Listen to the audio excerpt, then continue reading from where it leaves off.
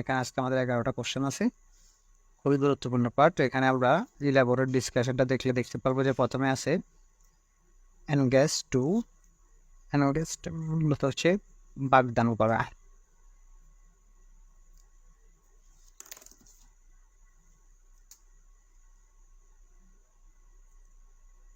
বাগদান করা।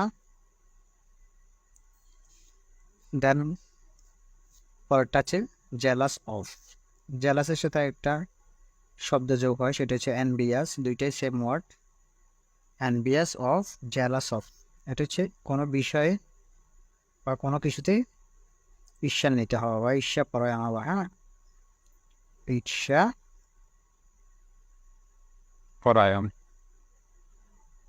ঈর্ষা পরায়ণ হওয়া, হিংসা করা আর কি। হ্যাঁ, দেন আছে ইয়ার টু। ইয়ার টু মূলত হচ্ছে উত্তরাধিকার। উত্তরাধিকার। দেন ইনোসেন্ট অফ। ইনোসেন্ট অর্থ হচ্ছে মূলত কোনো বেশি নির্দোষ থাকা, নির্দোষ থাকা। দেন আরেকটা হচ্ছে ইন্টারেস্ট ইন। ইন্টারেস্ট মানে কোনো কিছুতে আগ্রহী হওয়া, আগ্রহী আগ্রহী হওয়া আর কি। হ্যাঁ, তারপরে এটা হচ্ছে ইনফর্ম অফ। ইনফর্মের সাথে হবো এটা জানানো বা জানানো বা সংবাদ জানানো আর কি। হ্যাঁ, জানানো হইলে হয়। দেন ইনসিস্ট অন। ইনসিস্টের সাথে অন হয়, এটা মানে জোর দেওয়ার জন্য ব্যবহার হয়। জোর দেওয়া, জোর দেওয়া বা জেদ করা, জোর দেওয়া বা জেদ করা। দেন আইডেন্টিক্যাল উইথ। আইডেন্টিক্যালের সাথে টুও হয়, উইথও হয়, একই ওয়ার্ড। এটা মূলত হচ্ছে একই রকম বা হুবহু, একই রকম, একই রকম বা হুবহু প্রকাশ করবে। আর আপনার আইডেন্টিক্যাল উইথ যখন থাকবে অপশানে, উইথ দিলে তখন টু দিবে না, টু দিলে তখন উইথ দিবে না। এটা মাইন্ড সেট আপ করতে হবে। এটি উইথ এবং টু দুইটার অর্থ একইটা। দেন আমরা এখন এক্সাম্পলগুলো দেখলে ক্লিয়ার হয়ে যাব। প্রথমটা বলা হচ্ছে যে লাইলা ইজ এনগেজড ড্যাশ মাহবুব। মাহবুবের সাথে লাইলার এনগেজড হচ্ছে মানে বাগদান হয়ে গেছে। তাহলে আমরা বাগদান ইংরেজি পড়ছি এনগেজ টু। তারপর বলছে দ্বিতীয়টা, he is jealous dash my prosperity, মানে আমার উন্নতিতে সে কি হচ্ছে, আপনার ঈর্ষান্বিত হয়েছে। তাহলে আমরা জেলাসের সাথে কি পড়ছি, জেলাস অফ, কোনো কিছুতে ঈর্ষান্বিত হওয়া বা ঈর্ষা করা বা হিংসা করা। He is an heir dash the throne. এখানে হচ্ছে আর উচ্চারণ হচ্ছে ইয়ার, মানে আর। হি ইজ অ্যান আর, তাহলে আমরা আর এর সাথে যে উত্তর গেছে টু হবে, টু দ্য থ্রোন, তিনি মানে সিংহাসনের উত্তরাধিকার। থ্রোন মানে হচ্ছে সিংহাসন। দেন পরের কোশ্চেন হচ্ছে হি is an innocent dash the charge. তাহলে আমরা ইনোসেন্টের সাথে বলছি কি হবে, নির্দোষ হবে, মানে অভিযোগে সে, এই অভিযোগটাতে সে নির্দোষ। তাহলে আমরা ইনোসেন্টের সাথে দিব অফ, ইনোসেন্ট অফ, মানে সে অভিযোগ থেকে নির্দোষী, মানে অভিযুক্ত নয়। তারপর 5 নম্বর কোশ্চেনটা হচ্ছে he is not interest dash cycling, মানে সাইকেল চালানোর প্রতি তিনি আগ্রহী নন।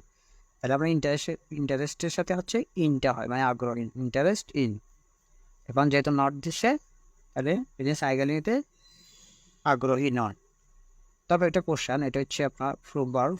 এ friend dash need is a friend in date.